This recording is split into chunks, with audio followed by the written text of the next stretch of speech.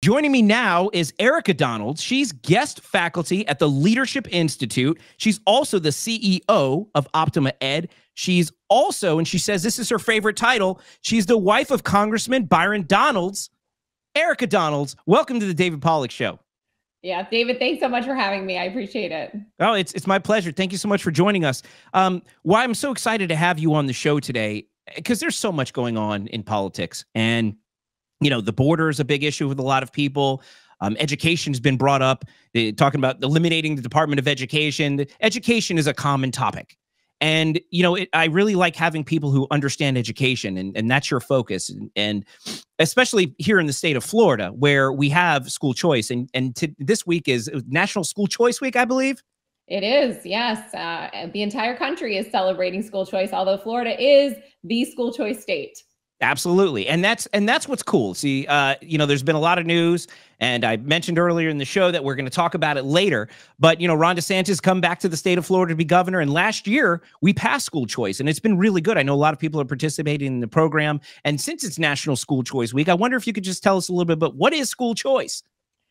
Well, every single parent in this entire country and really in the world has the right to direct the upbringing of their children, including what type of education that child gets. And we know that in America, we've had a one-size-fits-all government-run system for a century now, and it really hasn't worked out well for us as a monopoly. So we want to give that power to parents, the funding that goes along with the power to choose the school that works best for their children. And I have 3 different children, 3 boys.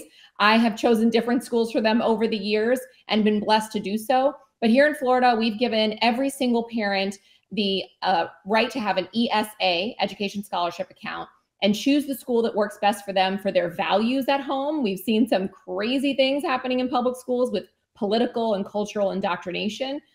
So we want parents to be able to choose a school that works for their values, that's going to perform well. And really, every single child should love their school. That's why at Optima Ed, we're also starting schools every year to help parents have better options that they can use with these scholarships. Now, can I ask you about Optima Ed a little bit? Because I like the idea what you're saying is starting for options, because we did a 2-part, literally, I think it was like a 2-hour show a while back on the David Pollack Show about all the different options with education. And what I'm starting to find is there's all these different options now, because people think, oh, it's either regular school, homeschool, or private school. They don't know about all these different options. And so what are you doing then at Optima Ed as far as providing alternative options for people to get an education? Well, I'm really passionate about high quality classical liberal arts curriculum. So I have launched 5 brick and mortar charter schools here in the state of Florida, all across the state. And we also started Optima Academy Online, which is the world's first virtual reality school. It is available tuition free here in Florida and many other states across the country, including Arizona, other states that offer school choice to families. And so our goal is that every single parent across the entire country would have the ability to choose a high quality classical liberal arts curriculum. That's what I think is best for not just the children, but for the future of our country and the maintenance of our democratic republic. And so Optima Academy Online is that option people can take advantage of at home, or we love to help start these charter schools, private schools that would use a classical liberal arts curriculum in their classrooms and provide parents that option as well. Helping parents to pay for these things, though, with the funding that they deserve to be able to move with them when they leave a public school. Yeah, I love that you're doing that. My kids are in public school, and you know, I'm always supplementing their education, what they're learning, or possibly even not learning. And I live in Seminole County, Florida, and we have good schools here. We're we're an A-rated district, but still, after COVID, public education wasn't quite the same. It seems a lot of things were reprioritized and kids fell behind a little bit. I mean, it seems like the ESC programs are a little under prioritized right now. And there's a lot of kid need services catching up. It just seems like overall there's been a lot of competition for attention in public school. And those kids who are performing well seem to just be showing up, taking the test and getting grades. And that's all they seem to be doing. And so we find ourselves having to teach that little bit extra and being underwhelmed with what they're getting out of their curriculum. And so we've thought a lot as a family about what can we do to supplement our daughter's education to get her in a place where she's getting the benefit of her intelligence. And that's why I love the idea about what you're talking about with charter schools, because now you're given the opportunity of not having a public school system where you have to basically use the funding you have to teach everybody and maybe have a curriculum that's curtailed to the individual student. Can you talk a little bit about that? I mean, my vision for education, really education freedom, is that you could customize your students' education. I think about it as an entrepreneur because I'm not an educator, although I served on a public school board. I came from the private sector. And so I looked at the system and thought, why does it look like this? This is the 21st century. Every parent should be able to customize their child's education. If you want your child to go to a public school for a particular math class or history, great, they can do that. But you can also have them take an incredible online physics course at home, or the local U.S. History Museum should be able to teach U.S. history with all of their expertise and artifacts. I mean, why not? Why not now when we have so much flexibility in the rest of our lives and everything is at our fingertips? Why shouldn't education be just as customizable as everything else in our lives with all the great technology that we have? And so I just want parents to be able to make those choices. And when parents have the power of the purse, if you will, that free market will open up and innovations will take place that we can't even imagine right now. We're so limited in our mindset of what education can be because we've been locked into this one size fits all monopoly system for so long. And that's why it's so important that things like what's being done in Florida continue to thrive and grow so that we can get that free market innovation that's going to bring quality and access across the board. It's something that I've advocated because of exactly what you said. After COVID, parents realized that things were just not up to par. And maybe for some students, but students like yours and mine who need an additional challenge, maybe learn in a little bit of a different way, it's really important that we have the freedom and flexibility to go where we need to go to make sure that our children get what they need. Yeah, and the options as well, and getting the information to the parents so they know what choices they have. And that, for me, I've had to spend a lot of time just trying to figure it all out.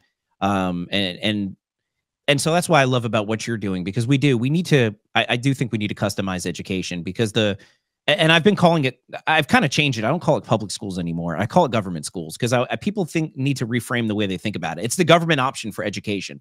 So you have all these choices. You have homeschool, you have charter schools, you have private school, you have micro schools. There's a million different opportunities you have to really have a customized education for your child, or you could take the public option. That's okay. But if you start thinking about it like everything else with the government option, there's going to be a drop off in service. And I'm not criticizing our schools. We have great schools, but they're only able to do so much, and they'll even admit that. Some of the educators that I do know will even admit that we're not able to do what we'd like to do in school. And that's what's so cool about this customization, because here's what's going to happen. Parents who are engaged in their children's education are able to take advantage of some of these opportunities with the school choice money. They're also going to free up resources for those students in school who do need extra attention, because they're not going to be busting at the seams with students to educate, because they'll have smaller classes also in public schools. I think this is a one-size-fits-all solution for everybody in a sense, because it allows you to choose. What I love about school choice, and I get frustrated that Republicans don't talk about this more, is that there's people in underserved communities that have no choice but to attend their public school that's a failing school, when right around the corner, there's a school that can provide them with a better education that they don't have access to. Well, with charter schools or micro schools or private schools, when you have school choice, you're not limited to your designated failing school. You have the opportunity to educate your children where you see fit. And I think this is a benefit to everybody. What do you think? Absolutely. We've seen it here in Florida. The vast majority of students that are taking advantage of scholarships, the government scholarships to go to private school, are low income and minority students.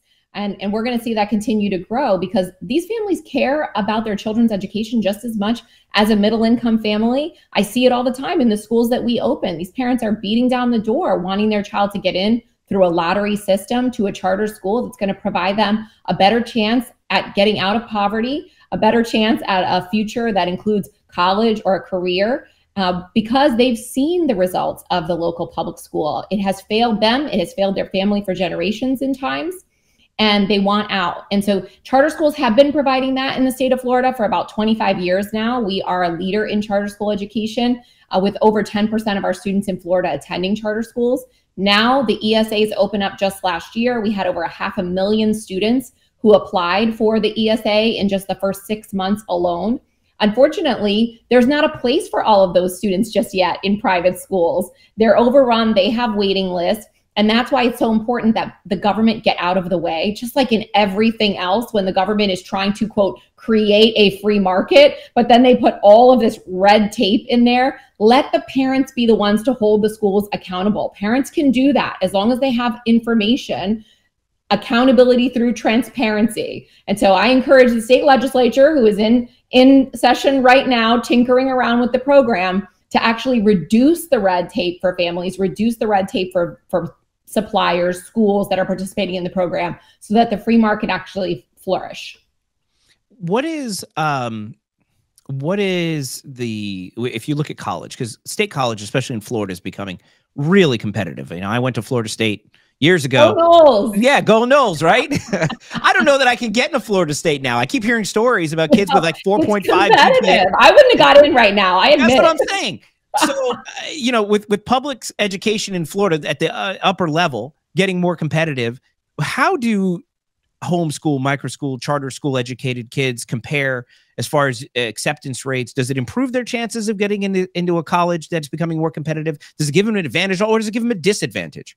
Or I think it does give them an advantage. You see high acceptance rates, especially when it comes to private school education. It's always been seen as a higher level and more challenging. And these private schools, many of them have great reputations with these colleges. And it doesn't mean that you can't go to a great college if you go to public school. They're always touting, oh, we send someone to Harvard or we send someone to Yale. Yeah, congratulations.